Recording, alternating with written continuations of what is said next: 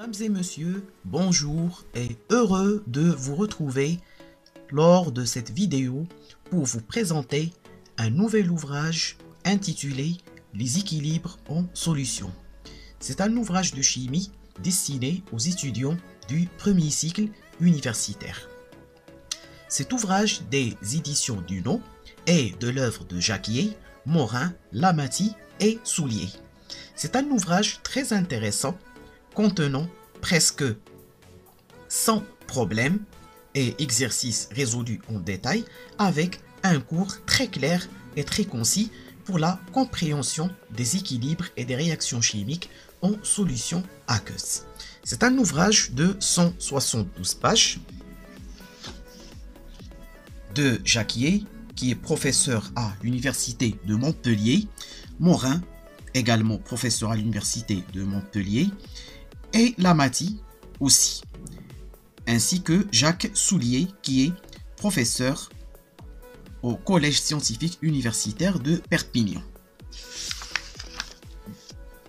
Cet ouvrage est constitué de 6 chapitres avec des solutions détaillées des exercices, avec une table des constantes de dissociation des acides en solution aqueuse, et ainsi qu'une table de logarithmes à 4 décimales et un index alphabétique de matière. Pour le chapitre 1, étude générale des solutions. Donc l'introduction à l'étude des solutions, l'aspect quantitatif du phénomène de dissolution, l'aspect qualitatif et les diverses façons d'exprimer la concentration, ainsi que la structure des solutions au niveau moléculaire. La partie B traite les solutions des non-électrolytes, les lois de Raoult relatives aux propriétés colligatives, la cryométrie, l'hébliométrie et la tonométrie, ainsi que la pression osmotique et la loi de Van 't Pfeffer.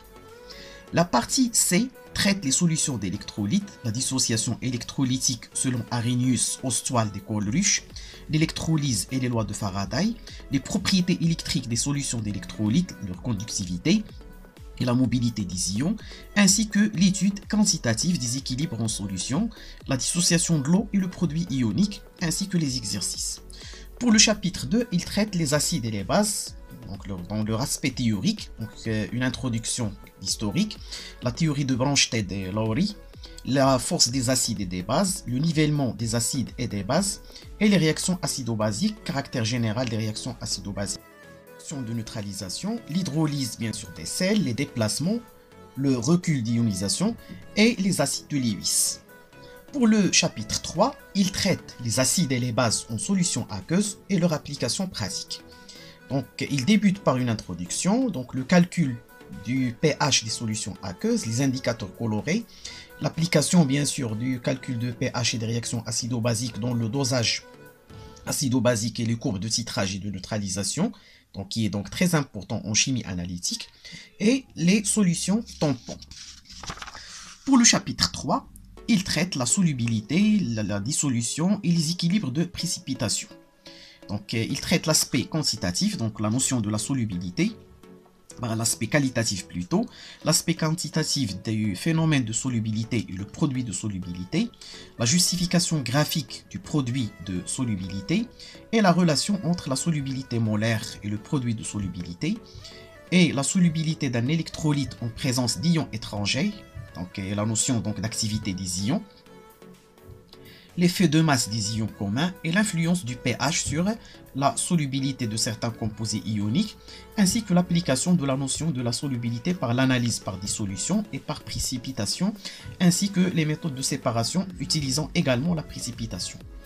Pour le chapitre 5, c'est les équilibres redox et l'oxydoréduction, donc une définition de l'oxydoréduction, le nombre d'oxydation, l'équilibrage des réactions d'oxydoréduction, le fonctionnement d'une pile d'oxydoréduction, l'électrode réversible à hydrogène, la force électromotrice d'une pile plutôt, le signe du potentiel d'électrode et le potentiel de réduction, la valeur du potentiel de réduction et les prévisions des réactions d'oxydoréduction, ainsi que les séries électrochimiques des métaux et l'application bien sûr dans le dosage d'oxydoréduction et les courbes de dosage des courbes redox. Et les applications bien sûr en chimie analytique.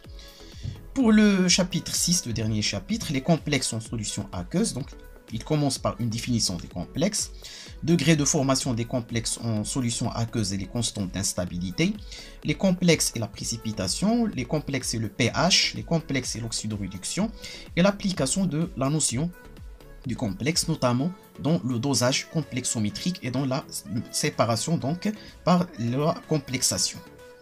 Donc, quelques extraits de cet ouvrage fort intéressant. Donc il développe toutes les réactions et les équilibres en solution, notamment les équilibres acido-basiques, redox, de complexation et de précipitation. Donc, quelques extraits de cet ouvrage. Voilà donc l'électrolyse, les lois de Faraday, propriétés électriques des solutions d'électrolyte, la conductivité équivalente et l'importance bien sûr de la conductivité donc dans le dosage conductimétrique et dans la titration conductimétrique, ainsi que dans la détermination des constantes cinétiques des réactions chimiques par bien sûr et de l'avancement par la conductimétrie. Donc, ici donc les propriétés colligatives des électrolytes, la dissociation de l'eau et les exercices bien sûr avec leur solution détaillée. Le chapitre de l'acide et les bases, les aspects théoriques bien sûr. Donc il commence de la théorie d'Arrhenius, Ostwald, Rodrich, la théorie de Bronsted de Lowry, ainsi que la théorie de Lewis. Les exercices toujours. Ici donc le produit de solubilité, influence du pH, la séparation bien sûr des cations par précipitation, donc les applications analytiques de la solubilité, le dosage volumétrique par échange ionique, le dosage ainsi gravimétrique par précipitation. Ici les exercices. Donc l'oxydoréduction, le chapitre de l'oxydoréduction, donc c'est un chapitre aussi très intéressant. C'est un ouvrage qui traite des équilibres bien sûr et les réactions chimiques en solution aqueuse en adoptant toujours la théorie unitaire de transfert de particules, des électrons pour l'oxydoréduction, des protons pour les réactions acido-basiques et des ligands et des cations pour la complexation et la précipitation. C'est la fin donc de cet ouvrage. Merci de votre attention et attendez-nous dans une nouvelle présentation d'un nouvel ouvrage. N'oubliez pas, bien entendu, de faire votre abonnement et de nous honorer par votre abonnement dans notre modeste chaîne. Merci et à bientôt.